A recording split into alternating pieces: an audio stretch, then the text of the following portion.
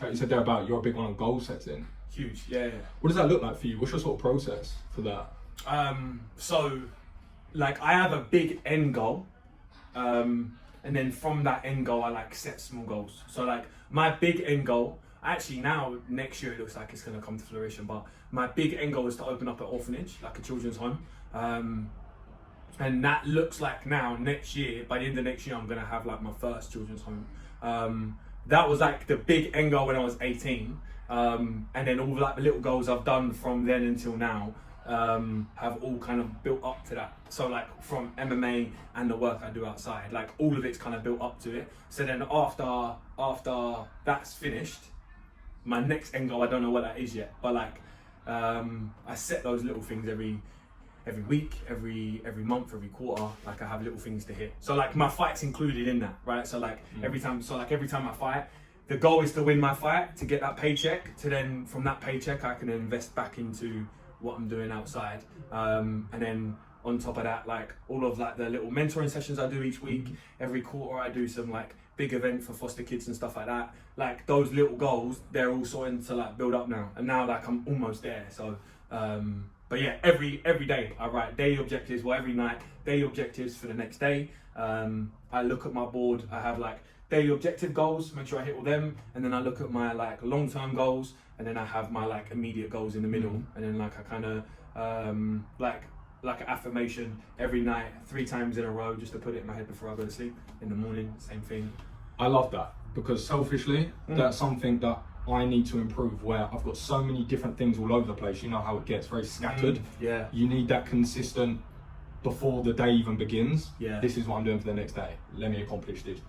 Yeah. Working back to just what you said though, because that was incredible, like really, really incredible. Just working back to the original goal itself, how did that come about as being the main goal in terms of opening a children's orphanage, which is incredible, by the way? That's the like end of life goal, other than having my own family, is to really give something to like the community of kids in care, and to open up my own children's home for the kids that get like thrown to the wayside of foster care, like the 13 to 18 year olds who are no longer appealing to your average foster family, who have the drug problems, who have the sexual trauma issues that are too hard to deal with and stuff like that. Those kids get chucked to the wayside and like fall into the vicious circle. And the children's homes right now, they do a great job, but I think it could be improved. And I think it can be improved by having someone a little more like-minded and someone a little more reachable, and someone they can look up to a little bit more. And I offer, with martial arts and fighting and stuff, I offer a certain like ethos with the goal setting, with the hard work, with the discipline, but also it's got nothing to do with education. Most kids in foster care, they've got no aspirations to stay in education. They either want a drug deal or get into music or sports, because they're the only avenues where, like, if you're a failure in life, quote unquote, that's what you can go into. Do you know what I mean? So I was a failure in school. And I had a horrible school life. Like I didn't do school correctly, but I found MMA as my passion, and then I found a purpose outside that to help people, and like so it all rolls into one with the foster care and with the kids in care and the children's homes and all that sort of stuff. So yeah, that's how it all sort of started. When you look at all that, and there's not many people that necessarily have that North Star, which is incredible, because like you said, you can reverse engineer back to what you're doing today, which is really cool, which we'll talk about in a second. But why is that so important to you to do that? You know, I know you said there about kids, they fall into the system, which is true, and it's a really good point. But when you like really sit there at night and you think about why you're doing this, why is that so important for you to be able to sit there at night and know that you've established a child's home like that? I think if you've ever like have you ever been around children, like kids in care, right? So like as a foster carer and someone who was like in a foster family, like my family foster children, there's like one story that I always relate to. There was a girl called, actually I can't use her name, but there was a girl who come to us. She was 8 years old. She was our first level 3 foster child, which is like level 3 is like the worst cases, right? So like the worst trauma and all that sort of stuff. She had the worst background we'd ever seen before. Passed from uncle to uncle, sold for drugs, la la la la la, and she was this beautiful, sweet 8-year-old girl. Once we like rehabilitated her within 2 years and she moved on to a long-term foster family, her issues through trauma had kind of subsidized a little bit. She like built connections that were safe and that were loving, and there was no like she could be a nice 8-year-old girl and not have to worry about giving up sex for food or for drugs or for her mum's alcohol issues and stuff. So like we rehabilitated her to be able to go live a normal life as a 8, 9, 10-year-old girl should be able to do. That feeling once she left and basically got adopted into a new foster family, that was like, I want to do this for the rest of my life. And like that feeling, that like I want to like makes me want to cry now. The thought of it. So like I don't get any other pleasure like that. Any other like happiness compares to that. Winning a fight, the idea of winning a UFC belt, the idea of getting a huge pay packet, all that shit. It's all great, but that feeling I want to capture and do that for as long as I can. And now I've got an opportunity to do that through not just foster care, but through another means of children's homes. And that's because of the stuff I do in fighting. I can earn enough money to invest into that. I can build a profile that allows people to invest into me to then build a business through children's homes and stuff like that. So yeah, like, and when you said like North Star, that like hits home because I have a bunch of like North Stars, like my like certain people in my family are North Star and certain aspirations that I have, and like foster care and helping people, that's like a huge North Star for me. It's something that I follow, you know, every day. Like I try and remind myself like, all right, cool, why are we doing this? What's our purpose for doing this? Boom, boom, boom, and yeah. So that's something I wanted to ask actually, because you touched upon it perfectly there, but you wake up every single day and you have these goals written down, these objectives day to day, week to week. We'll comment on that in a second, but are you reminding yourself each day of those North Stars, or are you just in a sort of autopilot where it's right, these are the tasks at hand, bush, and then maybe a month down the line we sort of think about it again? Yeah, it's autopilot now. It's like brushing your teeth. Do you know what I mean? You don't necessarily think about it, but you just do it, and it's always in your head. Oh, before I go to bed, I've got to brush my teeth. You know what I mean? Like 3 o'clock in the day, you know that. Oh yeah, before I go to bed, you've got to brush your teeth. It's like something I now don't think about because it's ingrained in my being. Like my ethos is like, one day I'm gonna do this, but then you do get the opportunities every now and then. I'll go on a retreat for foster kids, or the little boy who lives with my mum and dad right now. Like he'll have a huge revelation and he'll come out and speak on something, or he'll get some sort of accolade at school, and like he'll have a moment of self-improvement, and then that'll be like, oh yeah, shit, that's why I'm doing it, and I'll get them sweet little reminders every now and then. But it's always in the back of my head, like, this is why. But I don't have to remind myself every day that this is why I'm doing it. Do you know what I mean? It's the same thing with training. Like, you grind every day, but not every day, well, at least me, not every day I think Bellator belt, UFC belt, $1 million pay packets. Like, you don't think about that because you just get in and do it. And then every now and then you get them sweet reminders, and then every now and then with the rough days, you're like, this is why I'm doing it. But yeah, it's just ingrained in that grind every day. When you have a look at that board now, maybe the day-to-days or the week-to-weeks, what's on there that sticks out for you at the moment in the short term? So right now, the affirmation every night and every morning is Bellator Dublin, September 21st, smash Larinaris Obervinivus, and then after, if I'm pronouncing that name correct, I have no idea, but Lithuanian names are rough, man. And then at the bottom 3, I have like my personal like affirmations on how I'm going to approach the fight. Do you know what I mean? Like the plan A, plan B, plan C, and then they all kind of relate into like my mental attitude and what sort of approach I'm taking to that fight. But those 3 are like my own little, that's how I sign off every time. But it's very calculated. It's very, very calculated, and I do it religiously every night, every morning. Now that you're saying this and I'm hearing you speak, and now that I'm pairing that to when I watch you spar, it seems like most things you do in your life are very methodical and very strategic when you break them down. So I'm guessing that when you have a look at your opponent, you've probably done a similar thing. When you break down your opponent, what do you see in front of you when you just have a look at the athlete in front of you in Dublin? So like specifically for this one, just when you think about him in front of you, what issues does he present that you have to be cautious of? Yeah, I mean, so it's actually funny because I spoke to Ash earlier this morning about game planning for this guy and just running through the game plan again. But for this opponent,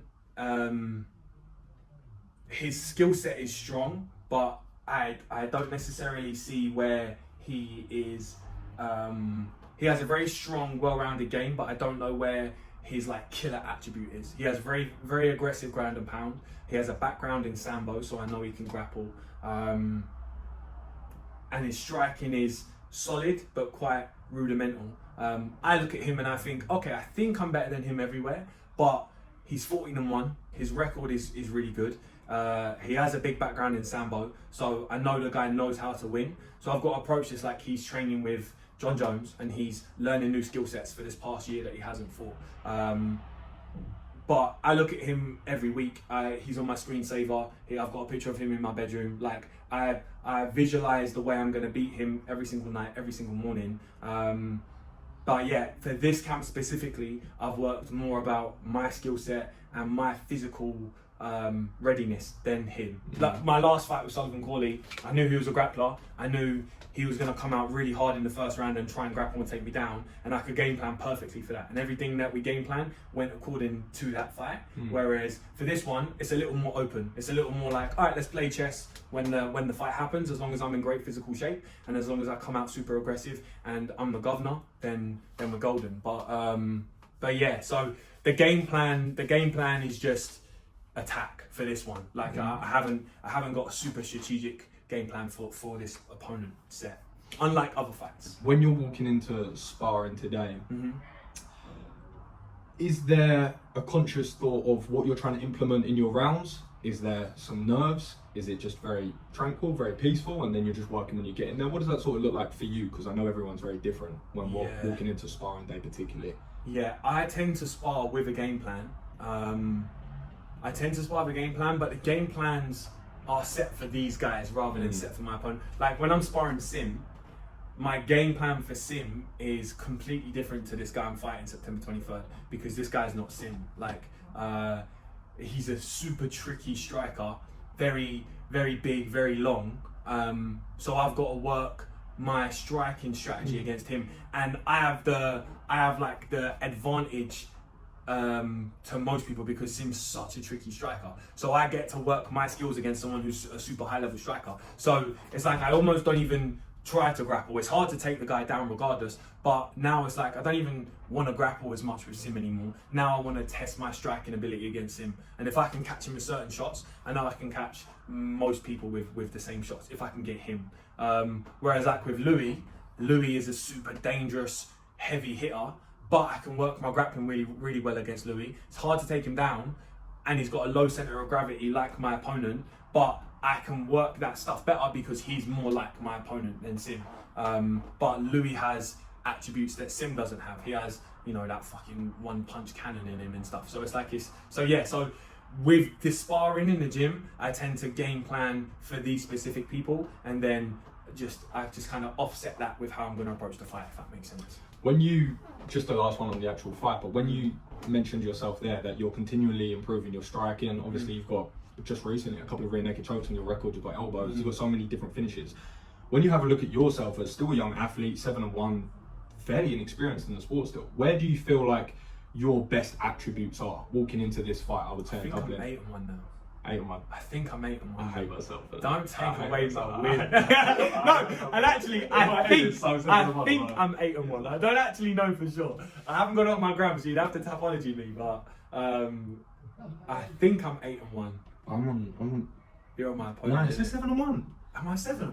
Mate, don't try and stumble, mate. 7-1. Yeah, 7-1. How do I know? How do I know that? Not you. You said that. I was like, no, I'm not getting. Corley's my last fight on there, yeah. Sullivan Corley. Yeah, Sullivan Corley to go 7-1. So I got Gareth Howard, Diego, 3, 4, 5, 6, 7. 1, 2, 3, 4, 5, 6, 7, 8, 9. He's got 9 wins there though. What's the first one? Gareth Howard. Yeah. Rise of Champions. Yeah. They've got 1, 2, 3, 4, 5, 6, 7, 8, 9. So 1, 2, 3, 4, 9 wins 5, or 9 6, fights? 7, 8, 9. 9 wins. 9 wins, 1 loss. That's 9-1. So you're way off. You were wrong and I was wrong. It's 9-1. So that one got cancelled. Gareth was my debut. Diego I beat. Joffy. Oh no, but hold on. Joffy and Igor, they were exhibition bouts, so they don't count. Okay. So 1, 2, 3, 4, 5, 6, 7, and 1. Apologies need to up their game. Well, they do say exhibition on there, to be fair. But yeah, they do. Yeah, they do. So 7. 7-1. So 7, right. Oh. So we've So established technically 9-1 now, established because that. my exhibition bouts, they count. When you I said that, I stepped in was the cage and thinking- beat some boys. So. Yeah, true. I'll call it that. Yeah, let's go, brother. Yeah, What's so your when, question? No, sorry? so when you're walking in there now, like I said, Yeah. still young in the game, young in your athletic sort of sense. 7-1 with a female over fight. Let's go. When you have a look at your own skill set, now it's continuing to improve. Sorry, that's what I was saying. You've got submissions, you've got knockouts. How do you see yourself as a mixed martial artist moving forward? Are there specific things you're looking to improve? Are there people that you're looking to emulate particularly? What does that look like for you? My journey right now, I've every camp, like I've chopped and changed where I've spent time focusing on skill set wise. Like this camp and the last camp, I got super focused on just jiu-jitsu and boxing. I changed up my training. I went with Owen and Silvio over at Submission Grappling Club in Hammersmith. Super high level jiu-jitsu gym. And then I work with Paul Day, my boxing coach, who's a super high level amateur and professional boxing coach. And I said, right, okay, I'm gonna just train boxing and jiu-jitsu in the evenings, and then I'll be here every morning. So that was how I did it. Whereas before, I would go to a wrestling club, then I would go to a boxing gym, then I would go to a Muay Thai gym and a jiu-jitsu gym, and then maybe another MMA gym, all in the evenings, and then keep it MMA here. Now I've made it super specific. That's been the last 2 camps. I think for the next camp, I'm gonna spend a little time working in Thailand and get real heavy with my Muay Thai. Before I leave, I'm gonna focus solely on jiu-jitsu and really try and maybe even compete in jiu-jitsu once or twice before the next fight. Because the team's so good where I am, I feel like if I spend 5 days a week there rather than 2 or 3, I could really excel even more. But right now, my background seems to be grappling. Like my go-to seems to be grappling. But my last few fights, the guys have exchanged the grappling on me. You know, like Sullivan Corley had this NCAA wrestling background, but also these Golden Gloves champion, and he's won however many fights by first round knockout. He shot at me before I barely threw one punch. So I was like, all right, cool, we'll do jiu-jitsu. He didn't respect my grappling and paid the price for it. So like, I feel like my grappling is my strongest suit, but I'm always trying to excel my striking too. Just you spar with guys like Sim, and you're like, well, shit, I need to make sure my Muay Thai and my boxing is good, because what if I can't take you down? You know, so. And then vice versa, you roll with certain boys and you're like, well, fuck it, now my jiu-jitsu needs work. So you're always improving, do you know what I mean, everywhere. Otherwise you're gonna get lost, so yeah. I know that you have the answer to this, so I'm going to answer. I'm going to ask you this. When you go home and you look into your book and you've broken down by day, by week, by month, by year, longer term goals and whatnot, what does the next maybe 24 months look like for you? I know it's a very unpredictable sport, but let's just say everything goes well. What does that possibly look like for you? 24 months in MMA. In the world. In the world. Immediately, this is my last fight on the Bellator contract. After this, if they want to re-sign me for what I'm asking for, fantastic. I'm back into Bellator. If not, then I'm a free agent and we see where we go from there. So right now my MMA career immediately is like, I don't know where I'm going to be after this fight. Hopefully I stay at Bellator because I love them. But, you know, I want to get paid what I think I deserve. Regardless, after this fight, I'm going to be fighting again, hopefully a very quick turnaround. If not December, then it will be like January, February time. Past that, earn as much money as I can in this next fight. Past that, by the end of next year, I want to open up my children's home. So I've got a few things that are happening in some local schools in Stevenage. I'm working as like a mentor program where I'm helping some kids who are on their last chance and stuff like that. That's growing, and then I'm still working towards end of next year, 2024, I'm going to have my first children's home. That's going to be up and running, and I would have started my like purpose, what God put me here. That plan starts next year at the end of the year. So yeah, that's the immediate, man. 24 months, that's 2 years. That's a long goal for me now, because already like my end goal is happening within 12 months. So yeah, that's the plan. Earn as much money in the next fight as I can, figure out where I'm going to be, what promotion I'll be fighting at, and then end of next year, open up a children's home. Have you thought what happens if you're in 2024 and you've opened it and you've accomplished that goal? Have you thought what's next after that? I can open it, but I have to make sure it works. So then it's all guns blazing and let's get working. Let's hire the best staff I can. Let's get some kids in there and make sure we're improving some lives. That's that. And then, you know, I would like to have multiple, but if I only have one children's home for the rest of my life, I'd be a very happy man. But I'd like to have multiple. So like, if you was to say like 5 years time, maybe I have 2 children's homes that are incredible places for children to be, and they feel safe and loved, and they're they're getting a better life. But right now, open one, focus on one, help some kids in an amazing way, and then boom, on to the next. But yeah, it's tough to look past that because it's been such a huge goal for me. You know what I mean? It's like saying, what happens after you win a UFC belt to an 18-year-old? You're like, well, flipping, no, let me win it first. But yeah, man, it's exciting. There's exciting times coming past MMA, which is great for me because I work so hard in MMA. But it's really nice for me to not have just one goal. Do you know what I mean? Because what if I tear my ACL tomorrow and I can no longer fight again? No drama. God gave me some gifts that I can utilize in other ways. So yeah. I love that. Look, thank you for that, man. I really appreciate that. It was a really good conversation. So No thank you for drama. that.